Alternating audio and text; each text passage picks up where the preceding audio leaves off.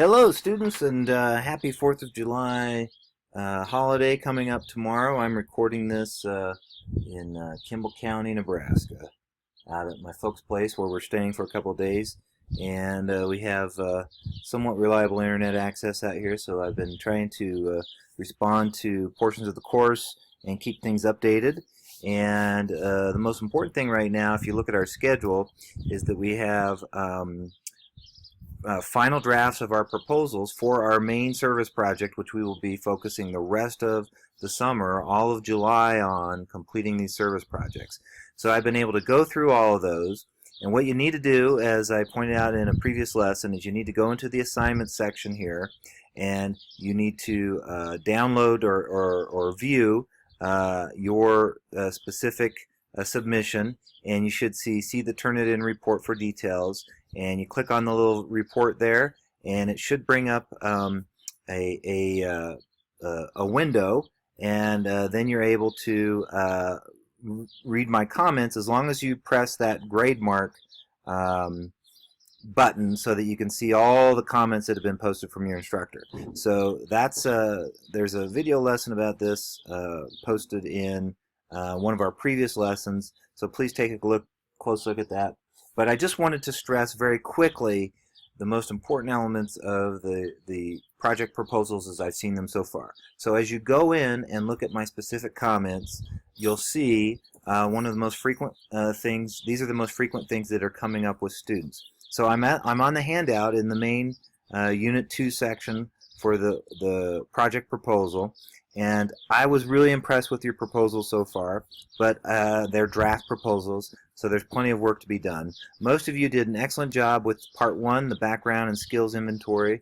Remember that you want to point out what work you're doing at CSC and as a college student, because this is a college class and it's a service learning class, so you really want to stress what it is in your degree program, in your major, other classes you've taken. In some cases, some of you are not doing a very good job of fleshing that element out. Then Part 2 of the reports, the inquiry, remember you need to think about this as kind of an argument about why there is this need in your specific community. You're supposed to be citing outside sources. You're supposed to be documenting the existence of this issue. You need to outline what the problem is and what potential causes are and the areas that you can specifically help. And so I'll give you two very specific examples. We've had a couple papers that have to do with addiction or drug use. That's a very broad subject. It's a very huge project. It's a very difficult project. And probably you're not going to be able to put together a project that addresses every element of that. But you can be one part of a solution. You can propose an education campaign, a summer program, something along those lines to sort of hone in on a more specific project. And in the inquiry part, what you're really trying to do is outline what the specific problem is. You know, this is the main part of the course, the FYI course, where you're really showing how you're thinking through the problem solving here. What it is that is a legitimate issue in your community that needs addressing. And all of the proposals that I looked at have potential. None of them would I reject out of hand. They just need fine-tuned at this point. So the inquiry section is a little bit skimpy in some of your proposals. You're going to lose points if you're not citing those sources, if you're not providing evidence for the specific needs in your specific community.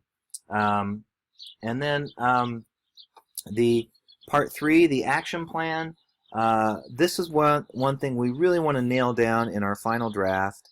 You need to really go through in a lot of detail. I need to know who your community partner is, specifically. Many of you did a good job with this, but some of you are quite vague on this.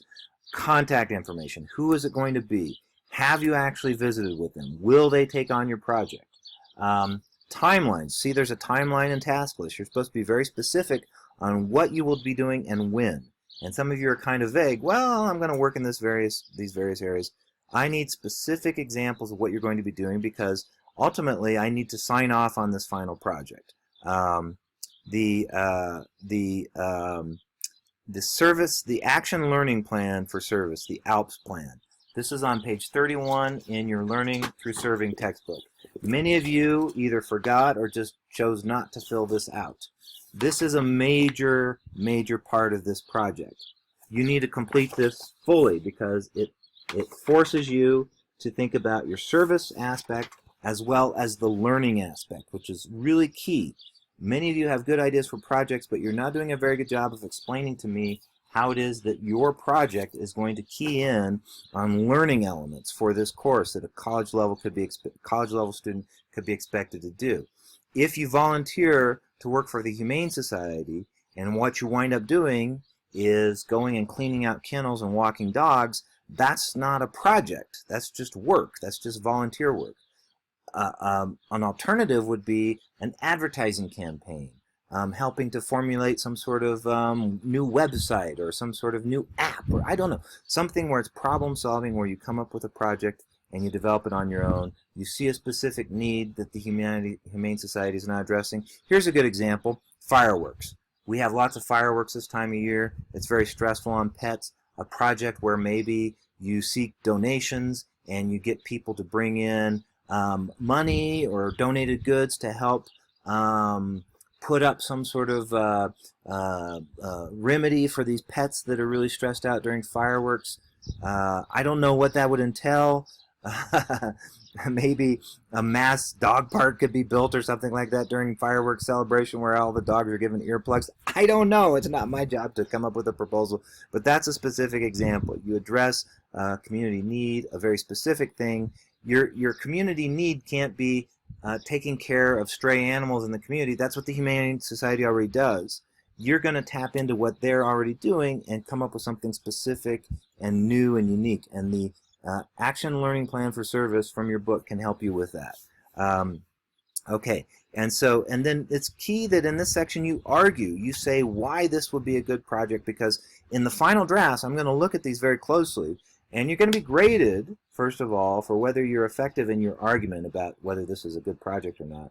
And also, you're going to be, your final project will either be approved or not approved based upon how confident I am that you have truly established the connections that you need. You've thought through all the service that would be required. Some of your projects are just too ambitious, too big. You need to think of a smaller set that you can work with. You need to have a firmer idea of your community partners. Those are my general comments. But again, go into those Turnitin reports. Read my detailed comments. They should direct you. Contact me if you have questions. Finally, Part 4, Bibliography of Resources. Many of you, if we were grading your proposals right now, would lose a lot of points in this section. You're not citing 10 sources. You're not using sources, at least 5 of which are library or scholarly sources. So many of you are relying way too much on just general internet searches. This is the scholarly element of the course. And you need to cite these sources in APA format, and they need to be annotated. And if you don't know what an annotation is, you really need to contact me. These annotations should be about 200 words each. So for each of the sources, there should be about 200 words of description describing what the source is and where it's from. And this is just, again, to show that you've done some background research on your topic. Many of you are forgetting you can use elements of our textbook as one of your sources. And this book that we've been spending a lot of time with in the Friday forums, A Path of Peers, has lots and lots of good data and evidence and program examples and journalism on almost all of the subjects that we're talking about. Preschool, drug abuse, poverty issues, hunger, homelessness. So use this source. You can use this source. You can cite it. So there's 2 right there. There's 2 right there that you can probably put in your bibliography. Come up with at least 3 or 4 more legitimate scholarly sources, and you'll do a lot towards improving your grades. The other thing I would say is to proofread. The drafts look pretty good so far, but quite a few surface and sentence errors. Make sure you understand APA formatting. And other than that, I think that we're on a pretty good track with the proposals.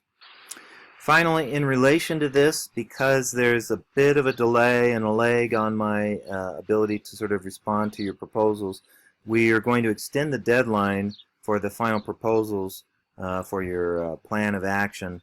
They're supposed to be submitted on Thursday. I will extend the deadline to Friday, and if you have issues, just email me. We can work something out. I'm mostly interested in getting your best work, and I'm very, very, very, very, very interested in you making sure you have a proposal that will work. I had 3 students last summer who had pretty ambitious programs and proposals, and they just couldn't get the work completed. Their community partners failed or whatever, and so they took incompletes for the course, and so they weren't able to finish their projects. So just be in communication with me. Don't be shy. Don't hesitate. Email me. We'll work it out. But let's get those proposals in, final proposals in on Friday, because we really have to spend the rest of the course then. This is the building of the service project. Now you will connect with the community. You'll go and actually do some of the service. I think you'll see you'll be much more on your own and independent in the next coming weeks. There'll be less reading from the book, except for the Friday forums. There'll be more of this sort of working independently on the actual projects. So you might find that that's a little bit easier to do. And the other thing I wanted to stress was with the grading update, there's several quizzes that have not yet had their points entered into the grade book, and I know sometimes that can make your grade look really low, or you're worried because you only have a few points. I have to go through those quizzes. We have a quiz in Lesson 6, a quiz in our most recent lesson on last Thursday, Lesson 8. 2 quizzes were posted. One of those is for extra credit, and those should be getting submitted today. So there's those quizzes that need to be graded. There's some forums that need to be graded. Your workshop forum, where you sort of workshopped each other's proposals, which I thought you did a nice job with. And then the Friday forums, I have been following your threads and your discussions. They look good. You're asking good questions, but I haven't inserted those points yet, and there's a lot of points at play in those Friday forums. This Friday, we will take up the first part of the Book of Unknown Americans, so make sure you're reading ahead and that you're able to post some good challenge questions on that. And otherwise, you'll note in the lesson today that I'm not asking you to do any additional quizzes. I want you to focus all of your energy on this final proposal.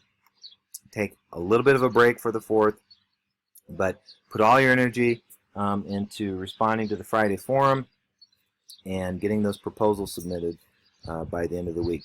Okay? So keep in touch. I'll see you on Thursday when I post additional notes and updates. See you then.